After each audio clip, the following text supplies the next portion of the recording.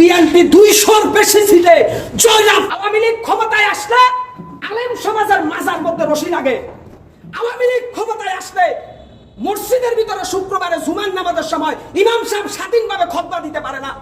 আওয়ামী লীগ ক্ষমতায় আসলে বাংলাদেশের বিভিন্ন তাফসীরুল কুরআন মাহফিলে আলেমরা কোরআনের কথা বলতে পারে না।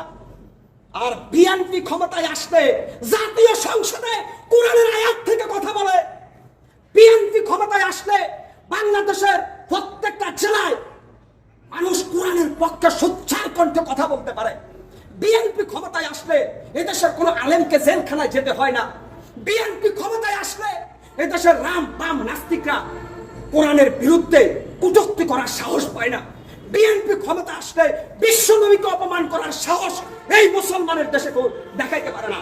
কেন আজকে বিএনপির নামে প্রপাগান্ডা?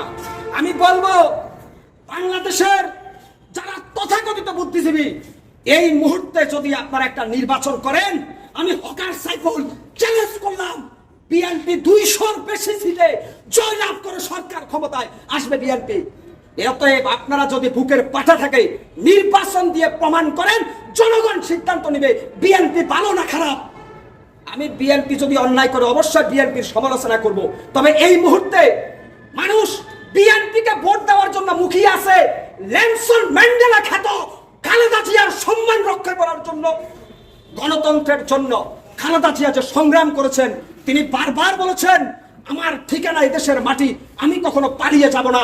খালেদা জিয়া মৃত্যুর শেষ দিন পর্যন্ত সেই বাক্য অটুট রেখেছেন। খালেদা কিন্তু দেশের বাইরে যায় নাই। কিন্তু যারা বলেছেন পালাবো না, যারা বলেছেন পালাবো না, তারা পালিয়ে গেছেন।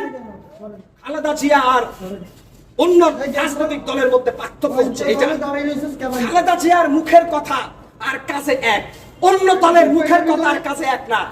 অতএব আমি সমগ্র বাংলাদেশের মানুষকে বলবো, আপনারা দেখেছেন, আপনারা সবকিছু সম্বন্ধে অবগত আছেন, এই দেশে রাজনীতির প্ল্যাটফর্মে আওয়ামী লীগের পরে এই মুহূর্তে বাংলাদেশের সর্বোচ্চ জনপ্রিয় দল বাংলাদেশ জাতীয়তাবাদী দল বিএনপি। এর একটা শিক্ষা বলে শেষ করব। শহীদ রাষ্ট্রপতি প্রেসিডেন্ট জিয়াউর রহমান বলেছিলেন, ব্যক্তির চাইতে দল বড়, দলের চাইতে দেশ বড়। এটা জিয়াউর রহমানের স্লোগান। অতএব যারা আজকে তেলবাজ সুশীল সমাজ, বিভিন্ন জগা খিচুড়ির দল, বিএনপির সাথে নির্বাচনের মাঠে আপনারা তুলার মতো উঠে যাবেন আগামী দিনে। অতএব সাবধান হয়ে যান। বিএনপিকে ভাঙ্গার জন্য শেখ হাসিনা 15 বছরে 15,000 চক্রান্ত করেছে।